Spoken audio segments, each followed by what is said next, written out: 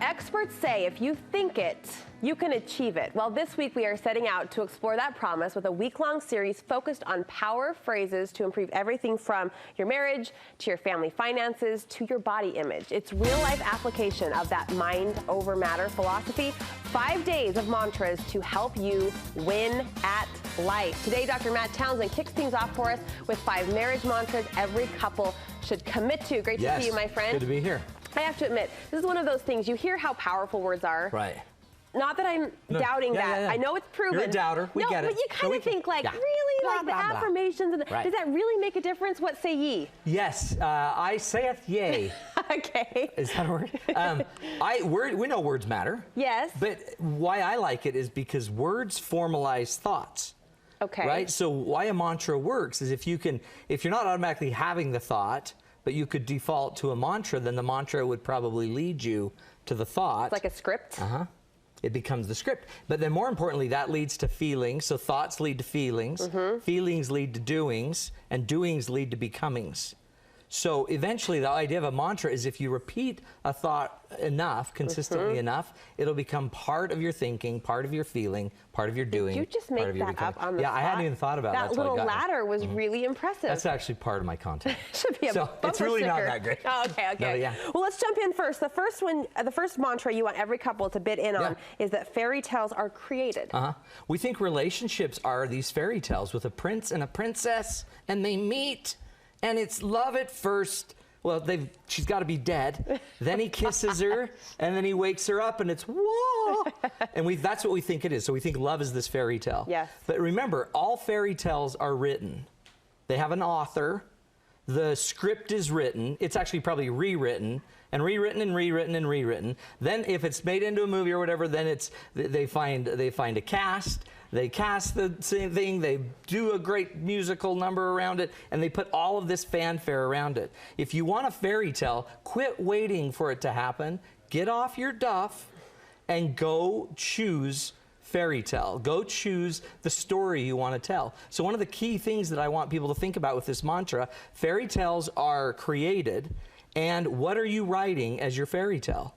What is your story right now? And I've told you before, if you ask a couple how they fell in love, you'll hear their fairy tale.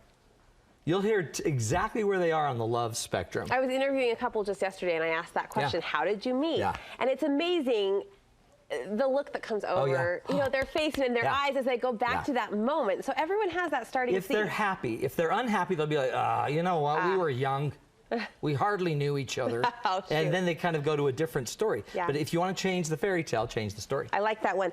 Mantra number 2, it reminds us to focus on what we do, not what we say. Actions speak louder than words. That seems obvious to us, right? So I always, with my wife, she wants to see stuff happening.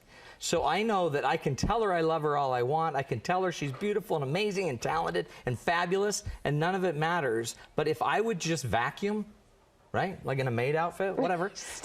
It makes her so happy. It makes her so joyful. So if a lot of us want to get the talking working, and I totally agree, we need to be talking a lot more and a lot better.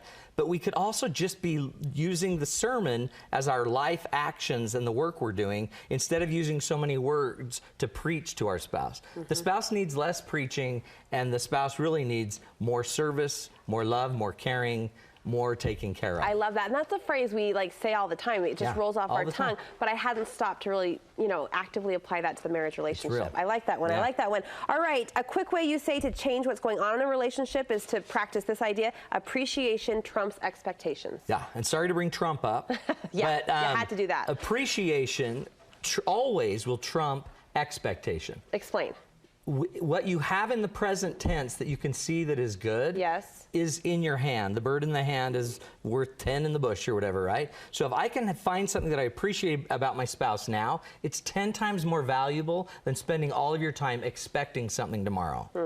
So if we would learn that to give up some of the expectation and direct your attention from the future of what could be to the present of what is happening and start looking for the good in your life. And if it immediately doesn't come from your partner, then look for the fact that you have children or a situation. I have couples that have gone through a divorce, but which was horrible, but in the divorce, she had so many blessings, so many good things happening to her that would actually, I believe, were like tender mercies to carry her through this difficult time, but she couldn't see them, even though they were right in front of her. And instead, it was the breaking of the expectation and the hope. So if we can, instead of spending so much time on the future idea, and instead learn to live in the now and find the good now, it will always trump, because you can only fill the Spirit, you can only find the peace, you can only heal a marriage in the now. It's always right now. I love that. Never tomorrow. Appreciation trumps expectation. Do you believe that people can find a soulmate, Matt? No. I've been trying to blow that myth up forever. You don't buy find into them. that. You don't find them, you forge them. You have to make the soulmate. So we get together, and that's kind of the Hollywood idea of love, but you don't find this person. Not one person so that quit can... digging for the soulmate. Just find a really good, close, amazing person, and then let's commit together that we're in, and we're just going to work. We're going to work for this, and we're going to use the pressures of life and the heat and all the intensity and all the weight that we have to carry together, and we're going to let that forge a really powerful soulmate in them and in me. And if we actually do it together, then we become a we. But the soulmate is created, not necessarily conjured. I love that. When you forge a soulmate, you don't find powerful. it. I like that. You're asked this all the time. Like, my husband won't come to counseling, won't go to coaching, but I want help. And you firmly believe, you've affirmed it here on the show many times, that one person can change a marriage. Again, anybody can ruin it. Well, it only takes one to mess it up. It only takes one to seriously make it ugly. So if one can make it ugly, then one can easily make it better. One of my favorite quotes is, conflict cannot survive without your participation. Conflict cannot survive if you don't jump into the conflict. If you turn it into something else, compassion or understanding or, resolve, direction, you can turn it into anything you want. So the key to this is start to understand you're a player here. You're not a victim of the relationship anymore. You actually have the power to influence it, and you have the power to write the script, the fairy tale, and start turning it into what you want to turn it into. I love this. What a great way to kick off our series. 5 marriage mantras. Fairy tales are created. Actions speak louder than words. Appreciation trumps expectation. Soulmates aren't found. They're forged, and one person can change the marriage. Good awesome stuff. There will be a quiz later, right? Yeah. I think I'll pass. Hey, we have to get this next part right. Yeah, we because last week we talked about date night, which we're all so excited about. Excited. It's big fun. Date night. Yeah. We mentioned a coupon code. We just forgot to say the coupon code. And it's the one we've used for 10 years now.